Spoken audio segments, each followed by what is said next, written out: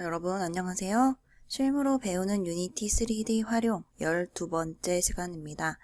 오늘은 지난 시간에 말씀드린 것처럼 구글 시트를 연동해 가지고 우리가 구글 스프레드시트를 백엔드 서버 대신으로 사용해서 로그인, 회원가입과 로그인을 할 수 있도록 아이디와 비밀번호 정보를 저장하는 그런 시스템을 우리가 좀 해보도록 하겠습니다. 이게 금방 끝나진 않고요. 한 몇 시간 걸쳐서 해야 될 것 같아요. 그래서 잘 따라와 주시면 감사하겠습니다.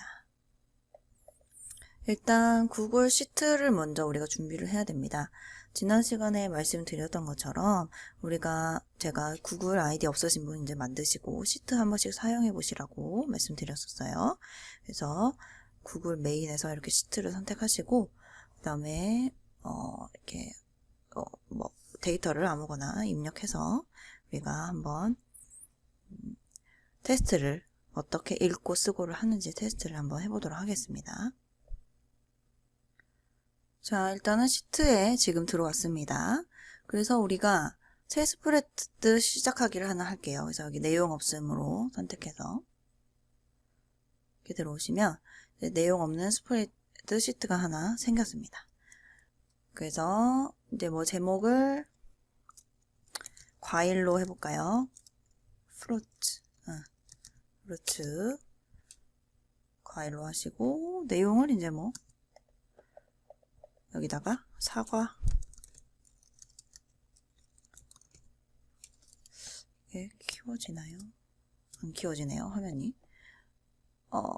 뭔지는 아시죠? 그냥 사과하고 뭐 30개, 바나나 2개, 뭐 이렇게 과일 종류랑 개수를 좀 써봅시다.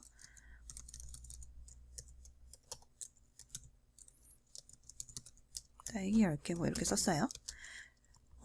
이렇게 일단 우리가 스프레드 시트를 지금 만들고 지금 다 아시다시피 자동 저장이 되죠. 이 스프레드 시트가 구글 시트는 자동 저장이 됩니다. 그래서 따로 저장하실 필요는 없고, 자, 그리고 이제 우리가 이 문서를 공유를 시켜가지고 URL로 간단하게 우리가 접근을 할 수 있어요. 이 스프레드 시트 내용에 대해서.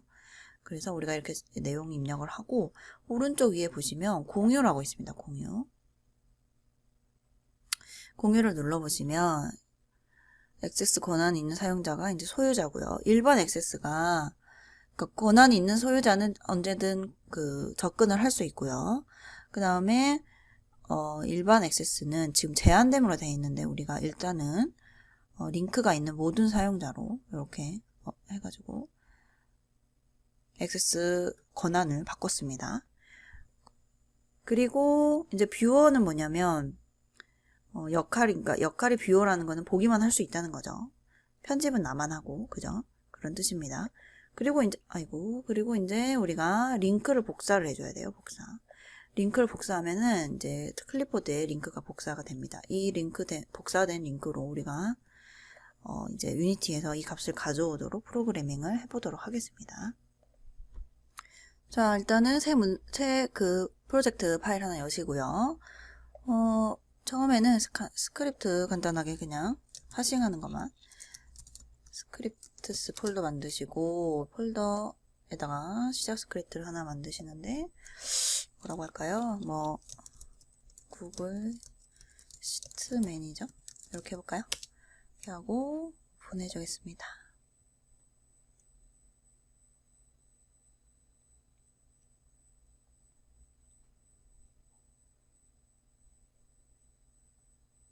자, 일단은 우리가 요거는 스타트 업데이트 다 지워주시고요. 일단 자, 여기다가 한번 해보겠습니다. 일단 우리가 방금 복사한 링크 있죠? 요거를 우리가 일단 변수에 저장을 해줄 건데 우리가 변하지 않는 콘스트 형태로 바뀌지 않도록 다른 게 잘못해서 값을 바꿔버리지 않도록 요 콘스트 형태로 해서 자료형은 스트링 그리고 URL이라고 해볼까요? URL이 뭐냐면 우리가 방금 복사한 이건데 여기서 있잖아요, 여러분. 편집이 우리 편집하려고 하는 게 아니기 때문에 요 에디트까지는 지워주세요. 이렇게 지워주세요. 이렇게 에디트부터는 지워주시고 뒤에 슬래시는 남겨야겠네요. 에디트부터 지워주시고 그 앞에만 이렇게 남겨주시면 됩니다. URL을. 그 다음에 우리가 이 웹에 그러니까 이 주소로 우리가 웹이랑 통신을 할 거예요. 통신을. 근데 이제 웹이랑 통신을 한다는 거는 사실 딜레이가 발생하거나 할 수 있기 때문에 우리가 반드시 이거를 코르틴을 통해서 기다려줘야 됩니다. 기다렸다가 응답이 오면 실행되게. 그래서 우리가 아까 제가 보이드 스타트를 지우라고 말씀드린 이유가 코르틴을 쓰려고 지우라고 말씀드린 거예요. 그래서 iEnumerator에다가 스타트를 써줍니다.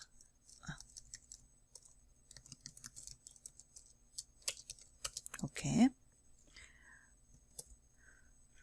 그리고 이제 우리가 여기서 한 가지 또 쓸게 유니티에서 원래 최근에 이제 유니티에서 쓰라고 권장하는 이 네트워크 통신 명령어가 뭐냐면은 유니티 엔진.네트워킹이라는 엔진.네트워킹이라는 라이브러리를 쓰도록 권장을 하고 있습니다. 그래서 우리가 이거를 임포트를 해줬고요. 그 다음에 이제 여기서 우리가 유니티 웹 리퀘스트라는 게 있어요. 웹 리퀘스트라는 클래스가 있어요. 그래서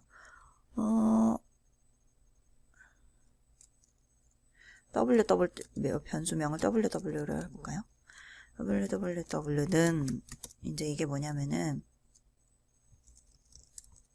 유니티 웹 리퀘스트에서 웹을 요청하는 거예요. 웹 주소를. 그래서 뭘 요청하냐면 우리가 근데 여기서 우리가 get 방식으로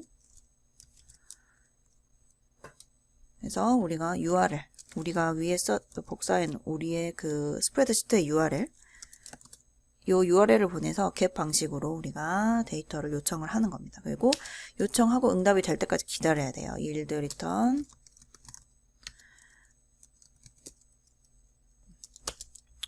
send web request 그 요청을 보내고 기다린다는 뜻입니다. 요청이 완료될 때까지 일단 기다렸다가 여기까지는 그럼 기다리니까 여기 뒤로 실행이 안 되겠죠. 그러다가 응답이 오면은 이제 데이터를 받아요.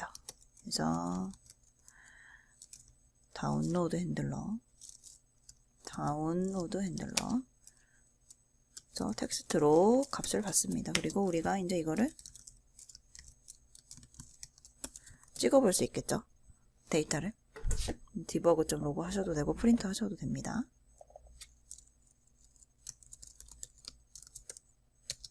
그래서 데이터를 찍어볼 수 있습니다. 이렇게 간단하게 get 해서 그러면은 이 스프레드시트에 있는 내용이 아마 우리 로그 창에 찍힐 것 같아요.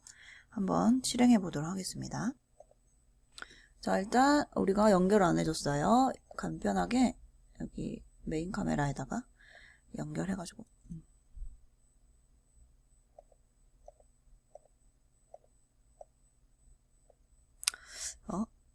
지금 안 된다고? 구글 시트 매니저. 여러분, 여기 프린트로 써줘야 하나 봅니다. 죄송합니다. 여기 여러분 디버그.로그 하지 마시고 프린트로 써서 해봅시다. 죄송합니다. 프린트로 해서 하니까 여기 지금 메인 카메라에 추가됐어요. 갑자기 추가가 안 돼가지고 제가 살짝 당황했네요. 자, 이렇게 하고 한번 테스트를 해보겠습니다.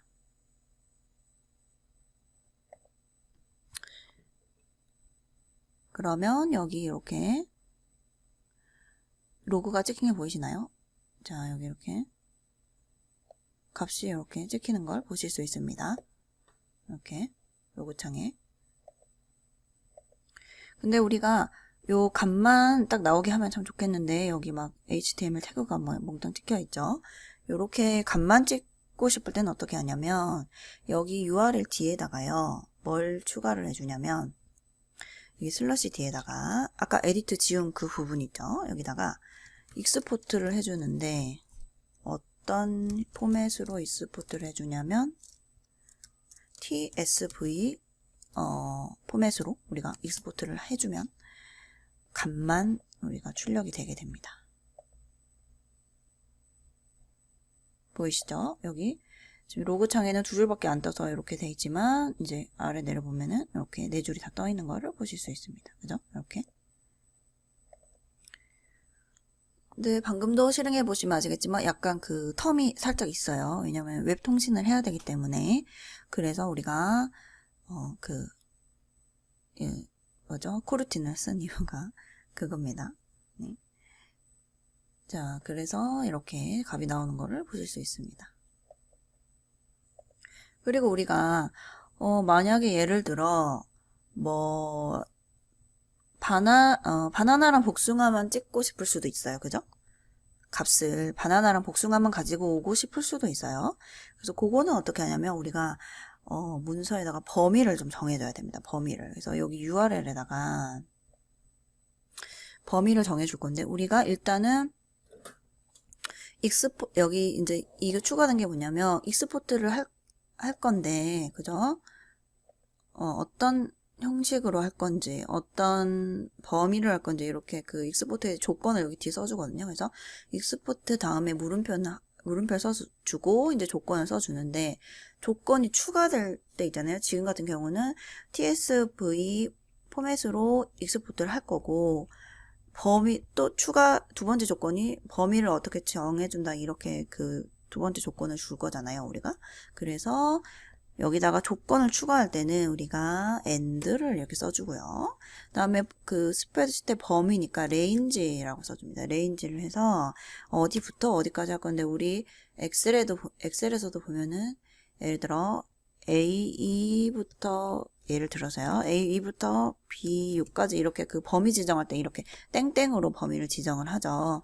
여기서도 마찬가지로 뭐 A2부터 B3까지 우리가 아까 바나나와 복숭아가 2행 3행에 있었기 때문에 행열 맞죠? 가로가 행이죠.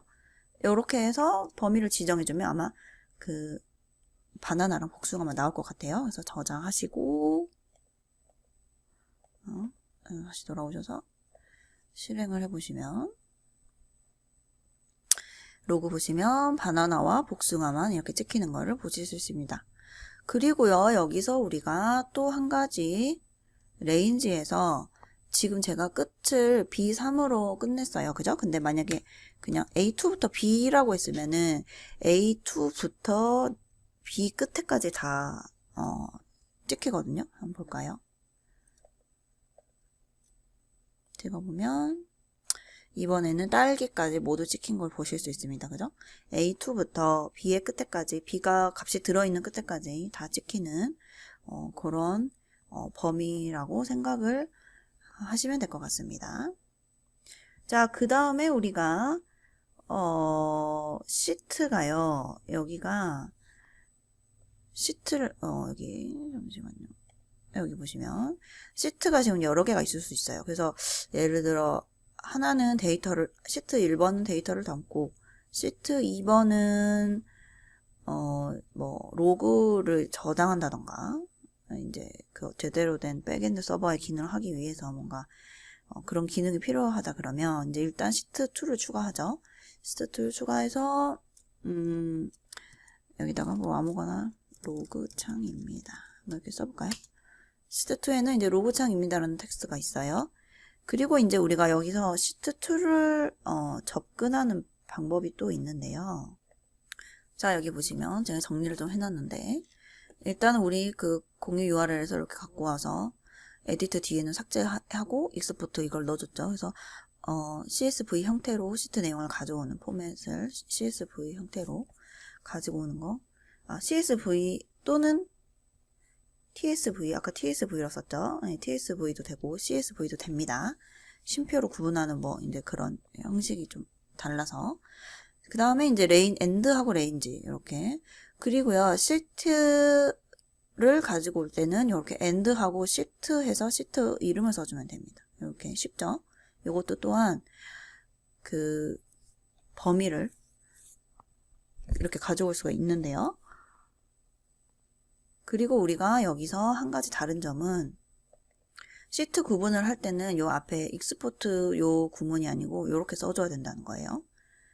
GVIZ 이렇게 해가지고 요 구문을 이제 복사해 놓고 쓰시면 될 것 같아요. 그래서 시트 이렇게 구분하시고 시트 역시도 여기 레인지를 이렇게 엔드에다가 레인지를 붙여서 쓰실 수 있습니다. 그리고 여기도 아웃에 이제 CSV라고 쓰시면 될 것 같아요. 이렇게도 시트도 한번 불러와 보겠습니다. 자, 시트를 우리가 그래서 저는 어떻게 쓰냐면 이거를 이렇게 일단 잘라내게 하시고요.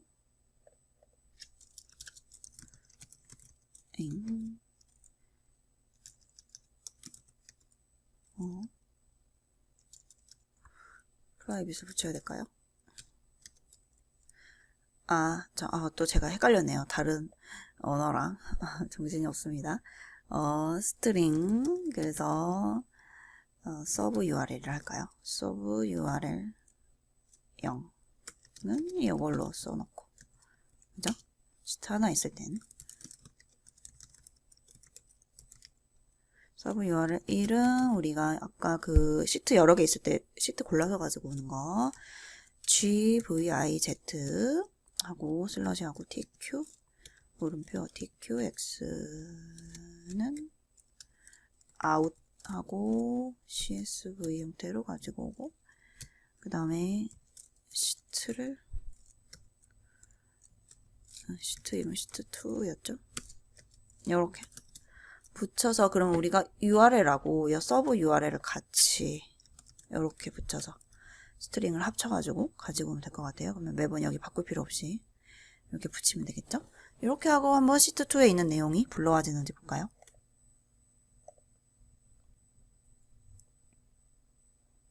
자, 로그 창입니다 라고 시트2의 내용이 불러와졌습니다. 그죠? 이렇게 그리고 우리가 여기도 레인지가 한번 되는지 봅시다. 로그 창입니다 하고 뭐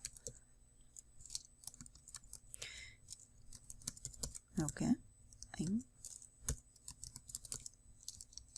이렇게 또 뭐가 있을까요?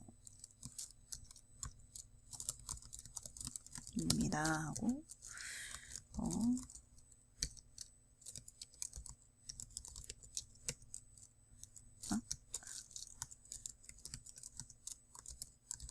이렇게 아무거나 썼습니다.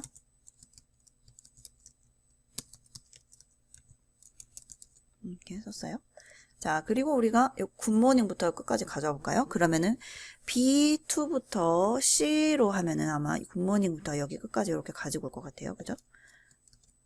저장하시고 여기다가 이제 엔드 하시고 엔드 레인지 하시고 B2부터 C까지 이렇게 서브 URL 1에다가 이렇게 레인지까지 붙였습니다. 요렇게 하고 유니티에서 실행을 해보면 굿모닝부터 여기 C까지 끝에까지 가지고 오는 거를 볼 수 있습니다. 자, 그 다음에 우리가 요거를 지금 이거는 여러 줄이 한꺼번에 들어왔잖아요. 그죠? 요거를 우리가 한 줄씩 찍어보는 것도 한번 해보도록 하겠습니다. 자, 일단은 저는 아까 처음에 썼던 그 과일 리스트를 좀 써보고 싶거든요. 그래서 이거 일단 지우고요. 지우고 서브 URL 0이 아니고 1을 붙여서 여기 주소에다가 요거 붙여서 첫 번째 시트에 썼던 내용 그대로 가지고 와서 한번 해보겠습니다. 그래서 일단은 요 프린트는 지워주시고요. 우리가 가지고 온 데이터를 일단 리스트 형태로 저장을 할 건데 중첩 리스트로, 왜냐하면 이게 각각 따라뜨려서 리스트 하나씩 정하고 또 그 안에 우리가 그러니까 과일 이름하고 개수하고 이렇게 또 나눠져 있잖아요. 그래서 그 두 개도 따로 리스트로 저장을 하려고 우리가 중첩 리스트로 만들어 보겠습니다. 그래서 리스트 안에다가 또 리스트를 만드는데 어떤 타입이냐면 스트링 타입이죠. 텍스트니까. 그리고 이름은 뭐 fruits 데이터라고 할까요? new 이제 이렇게 해서 이렇게 되겠죠. 그죠? 자동으로. 자, 그다음에 이 fruits 데이터를 가지고 우리가 여기다가 저장을 할 건데 일단은 여기다 바로 저장할 수 있는 게 아니고요. 분리해야 돼요. 이게 같은 행의 데이터는 탭으로 구분이 되어 있고 다른 행끼리는 엔터로 구분이 되어 있습니다. 그래서 우리가 스플릿을 해줘야 돼요. 분리를 해줘야 돼요. 그래서 일단은 데이터를 스플릿 함수에 넘겨줘야겠죠. 그래서 그러면은 해서 데이터 이렇게 넘겨주고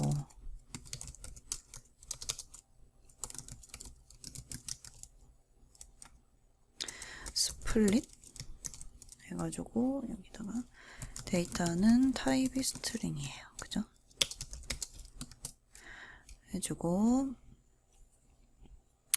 그 다음에 일단은 각 행에 대한 데이터를 먼저 우리가 스플릿 하기 위해서 스플릿을 하면은 그 데이터가 분리가 돼서 배열에 저장을 해야 됩니다. 그래서 스트링 타입의 데이터 해서 일단 행을 그래서 받은 데이터를 스플릿을 하는데 뭐를 기준으로 스플릿을 하냐면 일단은 엔터를 기준으로 스플릿을 합니다. 분리를 합니다. 엔터를 기준으로. 그리고 나서 이거를 잠시만요. 여기다가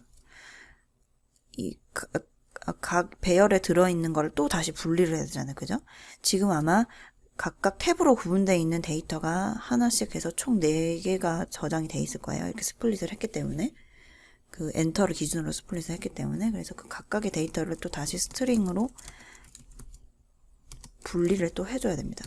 뭐를 분리하냐면 얘를 분리해줘야겠죠. 얘를 그죠? 이 안에 각각에 들어있는 이렇게 여러분 for each문을 쓰시면 이거 개수에 따라서 반복을 하게 됩니다. 아시죠?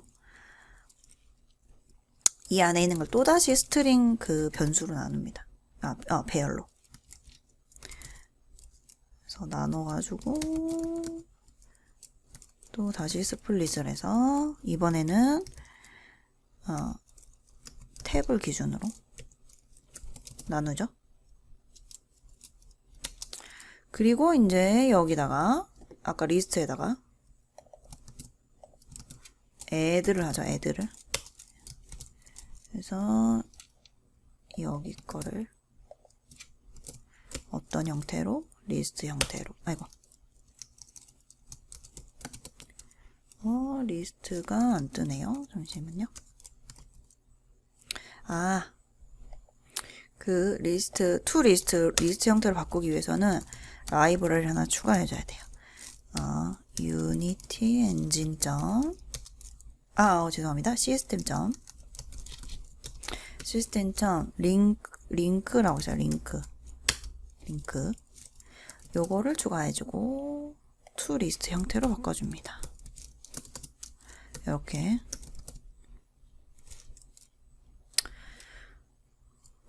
아이고 에러가 뜨네요. 요걸 안 썼네요. 자, 이렇게 리스트 형태를 바꿨어요. 바꾸고 이제 이거를 다시 우리가 출력을 해야 돼요. 프린트를. 여기서 끝난 게 아니라 지금 여기 함수 실행해서 요 분리 작업을 실행했고 분리 작업이 다 끝난 다음에 우리가 찍어줘야죠. 근데 리스트 각 항목을 탐색해가지고 항목마다 하나씩 이렇게 찍어주는 겁니다. 그래서 리스트 형태를 찍어주는데 우리가 다중 리스트를 썼잖아요. 리스트 안에 리스트가 또 들어있는 거니까 리스트 형태로 찍어서 이거를 이렇게 할게요. 근데 어디에 있는 거? 이 리스트 안에 있는 리스트. 요 fruit 데이터 리스트 안에 있는 리스트를 찍어주는 거예요. 한 줄씩. 그래서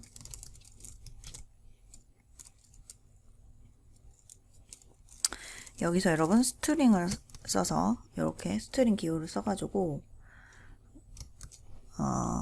그 파이썬 혹시 배우신 분들 있으시면 F 스트링이라고 있는데 프린트문에 여러 가지 문자와 변수를 병합해서 쓰기 위해서 쓰는 어떤 그런 기호라고 보시면 될 것 같아요. 그래서 이렇게 따옴표 안에다가 이렇게 그 대괄호 이게 중괄호인가요? 중괄호 뾰족괄호 요거를 쓰시면 우리가 아까 여기서 그러니까 과일 이름하고 개수 이렇게 대괄호를 쓰시면 지금 여기 스트링 붙이시고요. 그 다음에 따옴표 안에 이렇게 대괄호를 써서 이렇게 컴마로 구분을 하면 여러 가지의 타입의 데이터를 이렇게 프린트문에 남기실 수 있습니다. 그래서 동시에 쓰는 거예요. 이렇게 해서 한번 찍어 보겠습니다. 그러면 어떻게 찍을까요?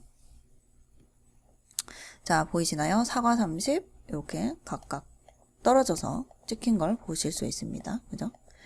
자, 이렇게 해서 우리가 간단하게 get 방식으로 이렇게 데이터를 가져와서 분리까지 해 보았습니다. 잘 되죠, 여러분? 자, 이렇게 간단하게 우리가 URL로 get 방식으로 URL로 시트 연동을 해봤어요. 그런데 이제 여기서 조금 정말 허점이 있죠, 여러분. 뭔지 보이실까요? 이 URL에서 이거를 다 알려준다는 거예요. 그러니까는 우리가 이게 무슨 말이냐면은, 자, 여기 보세요. 일단은 간단하게 보여드리기 위해서 제가 이거를 우리가 주소창에 입력을 하잖아요. 자, 우리가 주소창 입력을 하면은 뭐라고 나오냐면,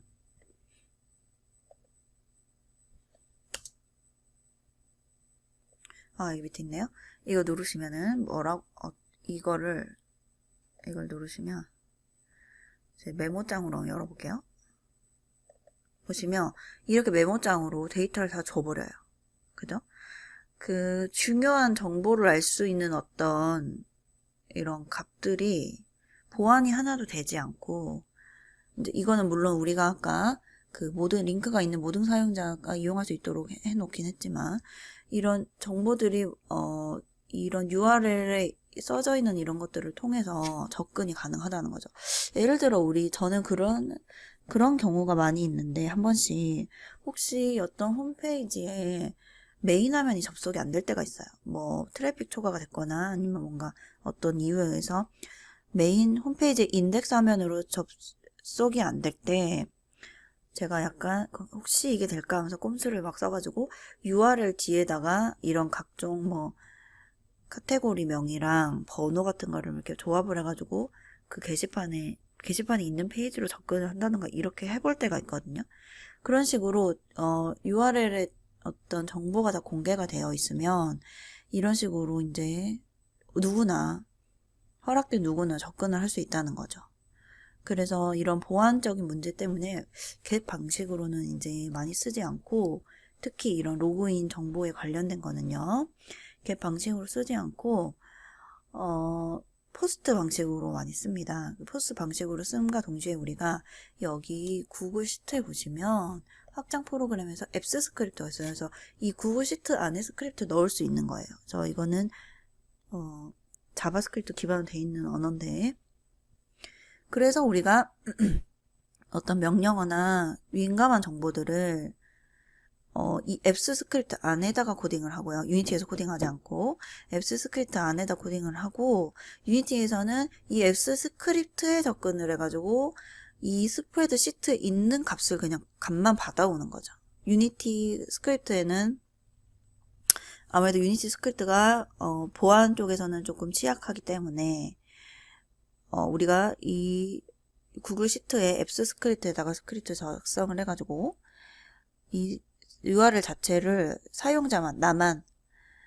제작자만 접근할 수 있도록 그거를 걸어버리면 아무도 들어가지 못하고 보안이 걸려 있으니까 정보를 아무도 보지 못하고 유니티에서는 포스트 방식으로 이제 값을 주고 받고만 할 수 있게 그렇게 지금 만들면 더 만들어야겠죠.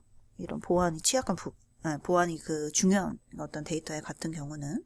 그래서 우리가 다음 시간에는 이 get 방식 말고 포스트 방식으로 해서 앱스 스크립트도 같이 이용해가지고 포스트 방식을 이용해서 보안이 강력하게 적용된 어떤 시트와 유니티 연동에 대해서 다음 시간에는 좀 알아볼 예정입니다. 그래서 자, 오늘은 이렇게 간단하게 get 방식으로 스크립트에 스프레드시트에 접근하는 방법을 알아보았고, 다음 시간에는 우리가 포스트 방식으로 접근하면서 요 앱스 스크립트도 같이 써보도록 하겠습니다. 자, 오늘도 고생 많으셨고 다음 시간에 뵙겠습니다. 감사합니다.